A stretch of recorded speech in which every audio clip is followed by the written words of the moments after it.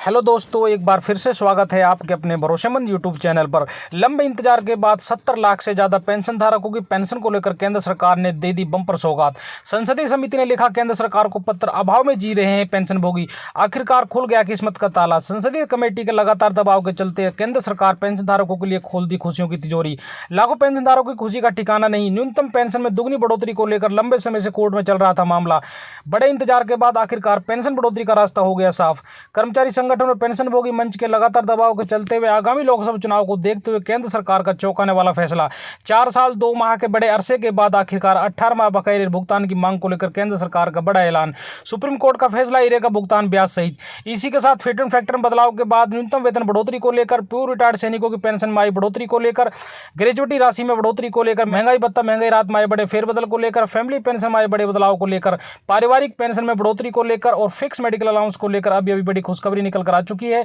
जानेंगे सभी खबरों को विस्तार से। सबसे पहले वीडियो को लाइक कर दीजिए, क्योंकि एक लाइक ही हमारी मेहनत का फल होता है। साथ में चैनल पर फर्स्ट टाइम विजिट किया तो चैनल को सब्सक्राइब करके बेल आइकन दबा दीजिए, ताकि कर्मचारियों, पेंशनभोगी और जवानों से संबंधित वीडियो का नोटिफिकेशन आपके पास पहुंचे सबसे पहले।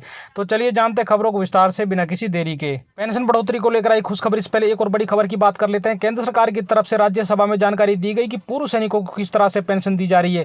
सरकार ने यह भी बताया कि वो किस तरह से पेंशन के हकदार बनते हैं और कितना फायदा उन्हें मिलता है। सरकार की तरफ से पिछले कुछ वर्षों से पूर्व सैनिकों को मिलने वाली पेंशन स्कीम में कई बदलाव किए गए हैं। राज्यसभा में राज्य मंत्री द्वारा जानकारी दी गई कि सरकार की तरफ से बताया गया कि 50% पेंशन आखिरी बेसिक पेपर होती है और पूर्व सैनिकों की तरफ से निकाली जाती है। सर्विस पेंशन हासिल करने के लिए कमीशन्ड ऑफिसर के लिए 20 साल की सर्विस और 15 साल की सर्विस ऑफिसर रैंक से नीचे सैनिकों की होती है।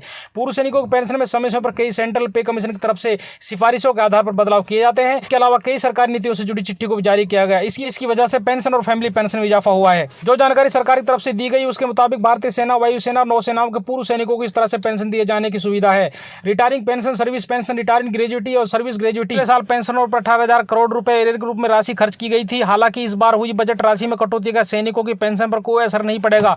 बीच में ऐसी खबर भी आई थी कि केंद्र सरकार और सैनिकों की रिटायरमेंट की आयु बढ़ाने जा रही है, इसलिए बजट राशि में कटौती की गई। भारत में इस समय तीनों सेनाओं के करीब 24 लाख भूतपूर्व सैनिक हैं। अगली खबर की बात करते हैं। सेना से रिटायर्ड लोगों के लिए अच्छी खबर है। उन्हें सरकार ने बड़ी पेंशन के तौर पर नए साल का तोहफा दिया है। देर शाम कैबिनेट के फैसले की जानकारी देते हुए सूचना एवं प्रसारण मंत्री अनुराग ठाकुर ने बताया कि केंद्रीय मंत्रिमंडल ने वन रैंक वन पेंशन के तहत रक्षा कर्मियों, पारिवारिक पेंशनरों की पेंशन में अगले संशोधन को मंजूरी दे दी है।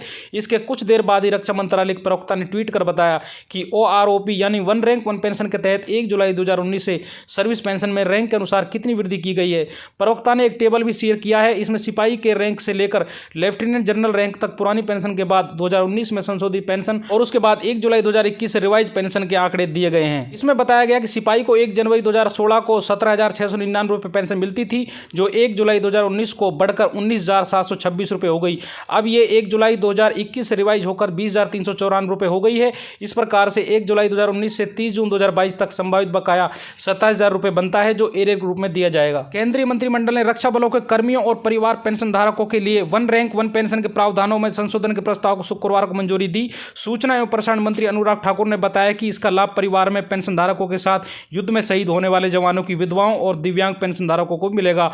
उन्होंने बताया कि इसके कारण सरकारी कोष पर हर साल 8450 करोड़ रुपए का बोझ पड़ेगा।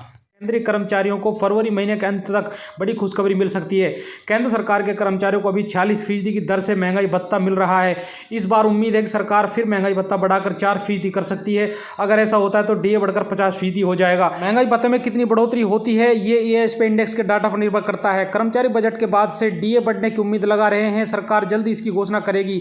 अगर सरकार कर्मचारी की महंगाई भत्ता बढ़ाकर 50% करती है तो कर्मचारियों की सैलरी और भत्तों में बड़ा इजाफा देखने को मिल सकता है।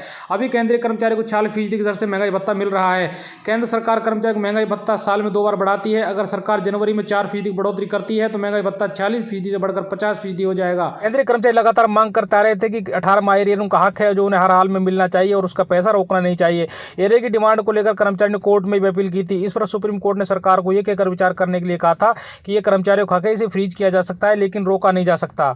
पेंशनर के लिए सबसे बड़ी खुशखबरी, दुगनी हो जाएगी मिलने वाली पेंशन। देश भर के लाखों पेंशनर के लिए एक बड़ी खुशखबरी है। दरअसल सरकारी कर्मचारियों की पेंशन में जल्दी इजाफा होने जा रहा है। सरकार पेंशन की लिमिट को बढ़ाने की तैयारी में है, जिसके बाद अब सरकारी कर्मचारी की पेंशन दुगनी हो जाएगी। फिलहाल इस मामले पर सुप्रीम कोर्ट में सुनवाई चल रही है। अगर सरकार ये फैसला कर लेती है तो फिर इसकी सैलरी चाहे जितनी भी हो, लेकिन इसकी पेंशन की कैलकुलेशन 15,000 रुपये पर ही की जाएगी। ईपीएफओ की इस वेतन सीमा को खत्म करने का मामला चल रहा है। इसके साथ ही ईपीएफओ में पेंशन कैलकुलेशन पिछली सैलरी यानी हाई सैलरी पाने वाले लोगों पर भी की जा सकती है। ईपीएफओ के इस फैसले के बाद कर्मचारियों को मिलने वाली पेंशन में बम्पर इजाफा हो जाएगा, जिसके बाद पेंशनर को ज्यादा पेंशन का फायदा दिया जा सकेगा। मोदी सरकार ने महिला केंद्रीय कर्मचारियों को बड़ी राहत दी है। महिला सरकारी कर्मचारी अब अपने बच्चों को फैमिली पेंशन के लिए नॉमिनेट कर सकती हैं।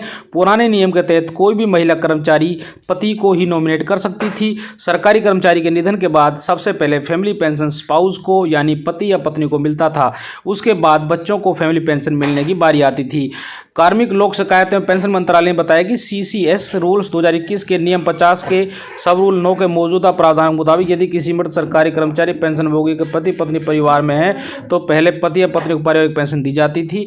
मृतक सरकारी कर्मचारी पेंशनभोगी के पति या पत्नी पारिवारिक पेंशन के लिए अपात्र होंगे। पेंशन में आई बम्पर बढ़ोतरी को लेकर आई खबर से पहले एक और बड़ी खबर की बात कर लेते हैं। ड्यूटी के दौरान बलिदान होने वाले अग्निवीर के परिजनों को सामान्य सैनिकों की तरह पेंशन और अन्य सुविधाएं मिलनी चाहिए। संसदीय समिति ने यह सिफारिश की है। मौजूदा प्रावधानों के अनुसार ड्यूटी के दौरान बलिदान होने वाले अग्निवीर के परिजनों को अभी सामान्य सैनिकों की तरह सुविधाएं नहीं मिलती है। रक्षा विभाग की संसदीय समिति ने अपनी ताजा रिपोर्ट में कहा कि परिजनों के दुख को ध्यान में रखते हुए समिति सिफारिश करती है कि ड्यूटी के दौरान बलिदान होने वाले अग्निवीर के परिजनों को भी वही फायदे सुविधाएं मिलनी चाहिए जो सामान्य सैनिकों के परिजनों को मिलते हैं। जून 2022 में सरकार ने सेना की 3 सेवाओं में अग्निपथ योजना की शुरुआत की थी। इस योजना के तहत युवाओं को सेनाओं में शॉर्ट टर्म के लिए शामिल किया जाता है। अग्निवीर योजना का मकसद सेना की तीनों अंगों में औसत उम्र को कम करना है। अग्निवीर योजना के तहत 17 साल से लेकर 21 साल तक के युवाओं को सेना में तीनों अंगों में सेवा करने का मौका मिलता है। अग्निवीर योजना के तहत भर्ती होने वाले 25% युवाओं को सेना में स्थायी कमीशन दिया जाता है। संसदीय समिति ने ड्यूटी के दौरान जान गंवाने वाले सैनिकों को मिलने वाले अनुग्रह राशि हर वर्ष में 10 लाख रुपए बढ़ाने की सिफारिश की है। रक्षा मंत्रालय ने समिति को बताया कि अभी ड्यूटी के दौरान हादसे या आतंकी हिंसा या असामाजिक तत्वों के हमले में जान गंवाने वाले सैनिकों के परिजनों को 25 लाख रुपए अनुग्रह राशि मिलती है। वहीं सीमा पर झड़प या आतंकियों से मुठभेड़ में या फिर समुद्री लुटेरों के साथ मुठभेड़ में जान गंवाने वाले सैनिकों को अभी 35 लाख रुपए की अनुग्रह राशि मिलती है। वहीं युद्ध के दौरान दुश्मन के हमले में बलिदान होने वाले सैनिकों को 45 लाख रुपए की अनुग्रह राशि मिलती है। संसदीय समिति ने अपनी सिफारिश में कहा कि सरकार को अनुग्रह राशि हर वर्ग में 10-10 लाख रुपए बढ़ाने पर गंभीरता से विचार करना चाहिए। साथ ही इसकी न्यूनतम राशि 35 लाख रुपए और अधिकतम राशि 55 लाख रुपए होनी चाहिए। डीए बढ़ोतरी के लेकर आई बड़ी खबर की बात कर लेते हैं। केंद्रीय कर्मचारियों को फरवरी महीने के अंत तक बड़ी खुशखबरी मिल सकती है। केंद्र सरकार के कर्मचारियों को अभी 46% की दर से महंगाई भत्ता मिल रहा है। इस बार उम्मीद है कि सरकार फिर महंगाई भत्ता बढ़ाकर 4% कर सकती है।